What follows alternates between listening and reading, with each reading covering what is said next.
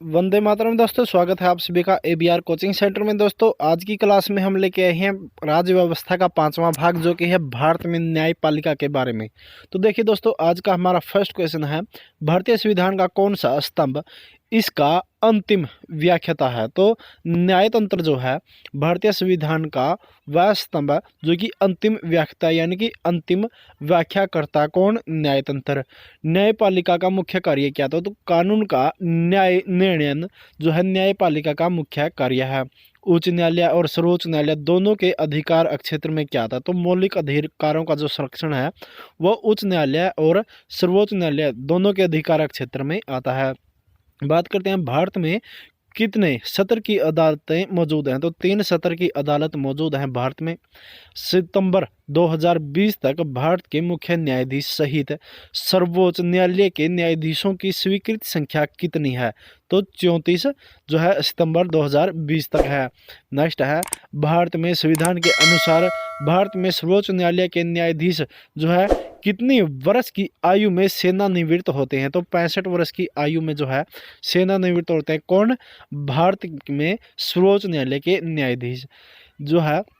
7वां question हमारा, किस वर्ष पहली बार संसद के 108 सदस्यों द्वारा सर्वोच्च न्यायालय के न्यायाधीश को हटाने के लिए हस्ताक्षर किए गए थे, तो 1991 में जो है। कब, 1991 में पहली बार संसद के 108 सदस्यों को जो है 108 सदस्यों द्वारा सर्वोच्च न्यायालय के न्यायाधीश को हटाने के लिए हस्ताक्षर किए गए थे। सर्वोच्च न्यायालय के पहले न्यायाधीश जिनके खिलाफ स्वतंत्र भारत में संसद में महाभियोग का प्रस्ताव पेश किया गया था, उनका नाम क्या है, तो उनका नाम है न्यायमूर्ति रामास्वामी। नेक्स्ट है, राष्ट्रपति के चुनाव से उत्पन्न होने वाले सभी संदेहों और विवादों की जांच करने और निर्णय लेने की शक्ति किसमें निहित होती है, तो ये शक्ति निहित होती है सर्वोच्च न्यायालय में। भारत के सर्वोच्च न्यायालय का उद्घाटन जो है कब हुआ था, तो 28 जनवरी 1950 को भारत के सर्वोच्च न्यायालय का उद्घाटन हुआ था। नेक्स्ट है, किसका अर्थ है कि भारत के राष्ट्रपति सलाह के लिए सर्वोच्च न्यायालय को किसी भी ऐसे मामले को संदर्भित कर सकते हैं जो सार्वजनिक महत्व का है या जिसमें संविधान की व्याख्या शामिल है। तो सलाहकार क्षेत्राधिकार का अर्थ है भारत के राष्ट्रपति सलाह के लिए सर्वोच्च न्यायालय को किसी भी मामले में संदर्भित कर सकते हैं जो कि सार्वजनिक महत्व का है या फिर जिसमें संविधान की व्याख्या शामिल है। नेक्स्ट है, किसका मतलब है कि सुप्रीम कोर्ट मामले में उसमें शामिल कानूनी मुद्दों पर पुनर्विचार करेगा, तो अपीलीय क्षेत्राधिकार का मतलब है सुप्रीम कोर्ट है जो मामले और उसमें शामिल कानूनी मुद्दों पर पुनर्विचार करेगा। नेक्स्ट है, भारत का सर्वोच्च न्यायालय जो है किस द्वारा स्थापित किया गया था, तो यह संविधान द्वारा स्थापित किया गया था भारत का सर्वोच्च न्यायालय। सर्वोच्च न्यायालय के न्यायाधीशों की नियुक्ति के लिए कलेजियम का नेतृत्व भारत के किसके द्वारा किया जाता है, तो मुख्य न्यायाधीश द्वारा इसका नेतृत्व किया जाता है। जब राष्ट्रपति और उपराष्ट्रपति के पद एक साथ रिक्त हो जाते तो राष्ट्रपति के रूप में कौन कार्य करता है, तो भारत के मुख्य न्यायाधीश जो हैं राष्ट्रपति के रूप में कार्य करते हैं। कब, जब राष्ट्रपति और उपराष्ट्रपति का पद एक साथ खाली हो जाता है तब। नेक्स्ट है, भारतीय संविधान के संरक्षक कौन है, तो भारतीय संविधान के संरक्षक है भारत के मुख्य न्यायाधीश। चलिए नेक्स्ट बात करते हैं, उच्चतम न्यायालय के न्यायाधीशों के वेतन और परिलब्धियां कहाँ से प्रदान की जाती हैं, तो भारत की संचय निधि जो है उससे जो है प्रदान की जाती हैं। क्या, न्यायाधीशों के वेतन और परिलब्धियां। नेक्स्ट क्वेश्चन है, सर्वोच्च न्यायालय के न्यायाधीश समीक्षा कार्य का क्या अर्थ है, तो कानूनों की संवैधानिक वैधता की जांच करना जो है सर्वोच्च न्यायालय के न्यायिक समीक्षा जो है कार्य है उसका अर्थ है। सर्वोच्च न्यायालय की प्रथम महिला न्यायाधीश कौन थी, तो फातिमा बीबी थी। कौन सा, भारत के सर्वोच्च न्यायालय के अधिकार क्षेत्र में नहीं है, तो वित्तीय जो है भारत के सर्वोच्च न्यायालय के अधिकार क्षेत्र में नहीं है। सुप्रीम कोर्ट किसका संरक्षक है, तो सुप्रीम कोर्ट जो है भारत के मौलिक अधिकारों का संरक्षक है। नेक्स्ट है, जनवरी 1950 से नवंबर 1951 तक भारत के पहले मुख्य न्यायाधीश कौन थे? तो हीरालाल जैकी सुंदास कनिया जो है जनवरी 1950 से नवंबर 1951 तक भारत के पहले मुख्य न्यायाधीश थे। भारत के मुख्य न्यायाधीश यानी कि CJI के बारे में कौन सा कथन सही नहीं है? तो वह सभी उच्च न्यायालयों के मुख्य न्यायाधीश की नियुक्ति करता है। यह कथन सत्य नहीं है यानी कि सही नहीं है। नेक्स्ट है, भारत का सर्वोच्च न्यायालय संघीय न्यायालय के रूप में कार्य करता है जब वह जो है किसकी सुनवाई करता है? तो अंतर्राज्यीय विवाद की सुनवाई करता है। तो भारत का सर्वोच्च न्यायालय संघीय न्यायालय के रूप में कार्य करता है। नेक्स्ट है, भारत के किस मुख्य न्यायाधीश को भारत के राष्ट्रपति के रूप में कार्य करने का अवसर मिला? तो न्यायमूर्ति M हिदायतुल्लाह को जो है भारत के राष्ट्रपति के रूप में कार्य करने का जो है अवसर मिला है। कौन थे ये? मुख्य न्यायाधीश थे। नेक्स्ट है, कौन सर्वोच्च न्यायालय के न्यायाधीश और लोकसभा के अध्यक्ष दोनों पद पर रह चुका है? तो KS हेगड़े जो कि है सर्वोच्च न्यायालय के न्यायाधीश, लोकसभा के अध्यक्ष दोनों पदों पर रह चुके हैं। नेक्स्ट है, हमारे संविधान के मूल ढांचे की घोषणा सर्वोच्च न्यायालय द्वारा जो है किस में की गई थी? तो केशवानंदन भारती मामले में जो है हमारे संविधान के मूल ढांचे की घोषणा जो है सर्वोच्च न्यायालय द्वारा की गई थी। नेक्स्ट है, किस मामले में सर्वोच्च न्यायालय ने राज्य के नीति निर्देशक तत्वों पर मौलिक अधिकारों का प्रधानता बहाल किया? तो मिनर्वा मिल्स मामले में जो है सर्वोच्च न्यायालय ने राज्य नीति निर्देशक तत्वों पर मौलिक अधिकारों की प्रधानता बहाल की है। नेक्स्ट है, केंद्र और राज्यों के बीच विवादों का फैसला करने के लिए भारत के सर्वोच्च न्यायालय की शक्ति किसके अंतर्गत आती है? तो मूल क्षेत्राधिकार के अंतर्गत आती है।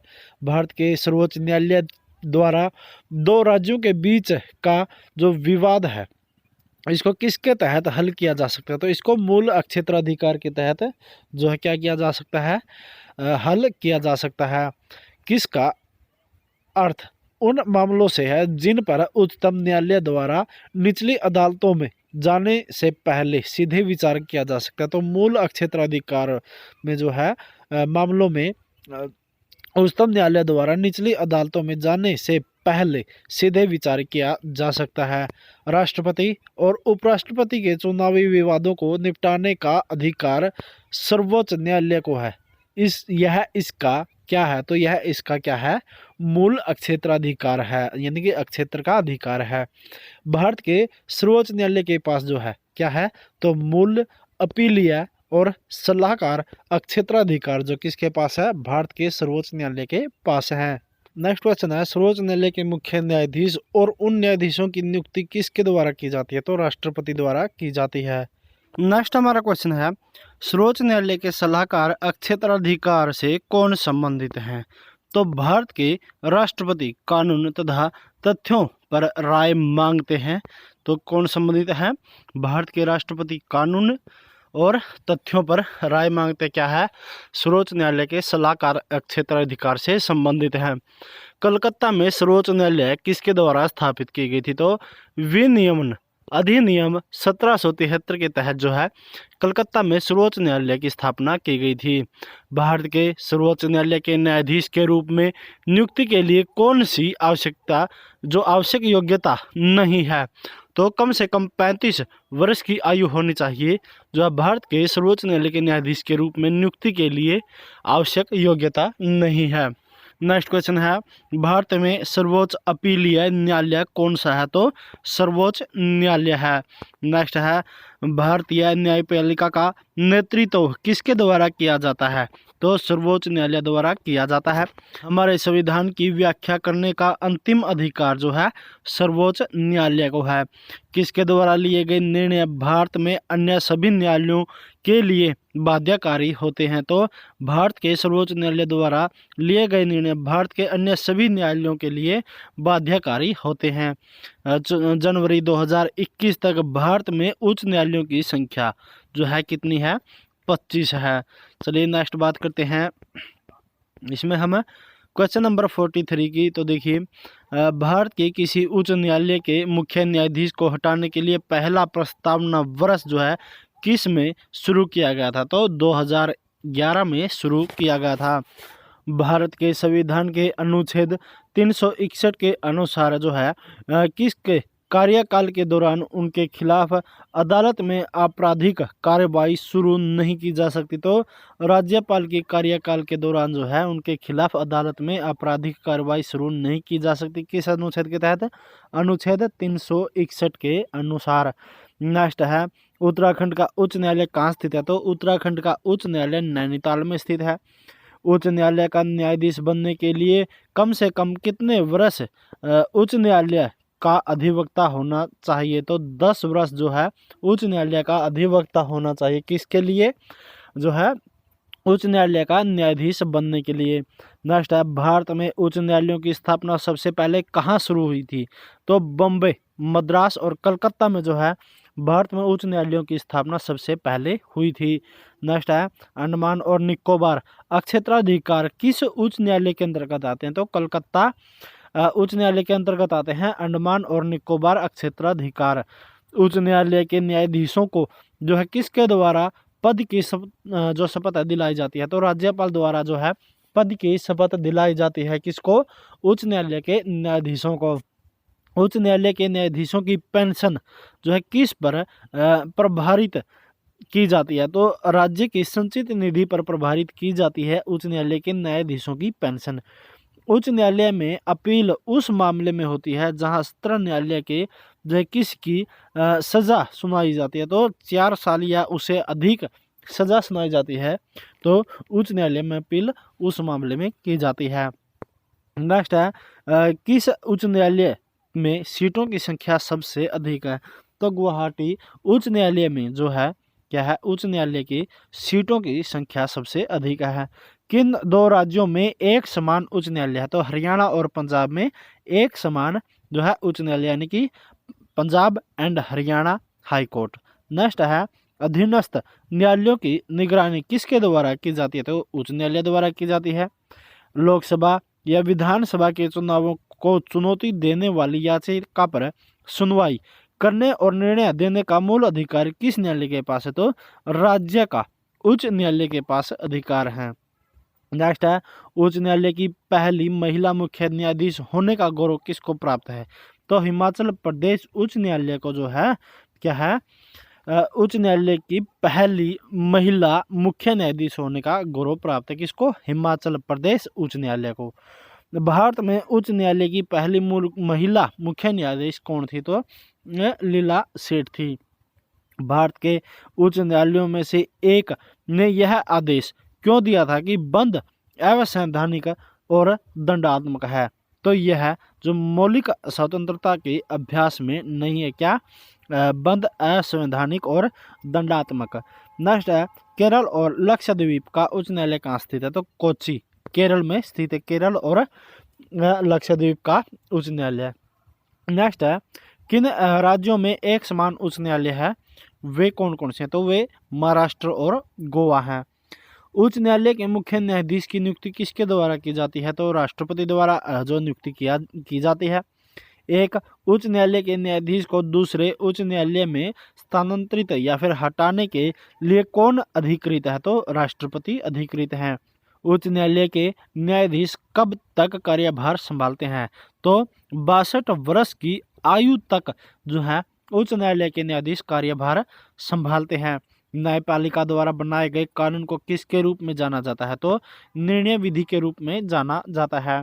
अधीनस्थ आपराधिक न्यायालयों के शीर्ष पर कौन सा है? तो कोर्ट ऑफ सेशंस जज जो है अधीनस्थ आपराधिक न्यायालयों के शीर्ष पर होता है।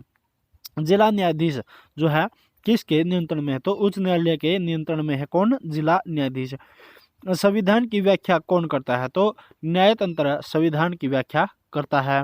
भारत के संविधान के किस अनुच्छेद के अनुसार सर्वोच्च न्यायालय देश का जो न्यायिक प्रणाली के शीर्ष पर स्थित है? तो अनुच्छेद 124 के अनुसार। चलिए नेक्स्ट बात करते हैं 69 की। तो भारत के संविधान का कौन सा अनुच्छेद घोषित करता है कि सर्वोच्च न्यायालय अभिलेख न्यायालय यानी कि कोर्ट ऑफ रिकॉर्ड होगा? तो अनुच्छेद 129 यानी कि 129 अनुच्छेद घोषित करता है कि सर्वोच्च न्यायालय अभिलेख न्यायालय होगा। नेक्स्ट है, किस अनुच्छेद के अनुसार भारत के सर्वोच्च न्यायालय को संसद द्वारा सुनाए गए किसी भी निर्णय या दिए गए आदेश की समीक्षा करने की शक्ति होगी? तो अनुच्छेद 137 के अनुसार। नेक्स्ट है, कौन सा अनुच्छेद सर्वोच्च न्यायालय की सहायक शक्तियों से संबंधित है? तो अनुच्छेद 140 जो कि सर्वोच्च न्यायालय की सहायक शक्तियों से संबंधित है। चलिए नेक्स्ट बात करते हैं, भारत के महान्यायवादी को किसके रूप में नियुक्त होने से योग्य होना चाहिए? तो सुप्रीम कोर्ट के जज होने की जो योग्यता चाहिए किसको? भारत के महान्यायवादी को। नेक्स्ट है, इलाहाबाद उच्च न्यायालय की पीठ किस स्थान पर है? तो लखनऊ में है। भारत में एक संवैधानिक पद नहीं है, तो महान्यायाधिकर्ता जो है क्या है? एक संवैधानिक पद नहीं है। और इसी के साथ आज की क्लास में हमारा इतना ही। लेकिन जिस भी साथी ने अभी तक चैनल को सब्सक्राइब नहीं किया तो सभी से रिक्वेस्ट है चैनल को सब्सक्राइब कर लें। आने वाली वीडियो की नोटिफिकेशन पाने के लिए घंटी का बटन भी जरूर दबा दें। थैंक यू दोस्तों, मिलते हैं जल्दी नेक्स्ट वीडियो में नई क्लास के साथ, नई जानकारी के साथ। तब तक के लिए खुश रहिए, खुशहाल रहिए, सुरक्षित रहिए। जय हिंद, जय भारत।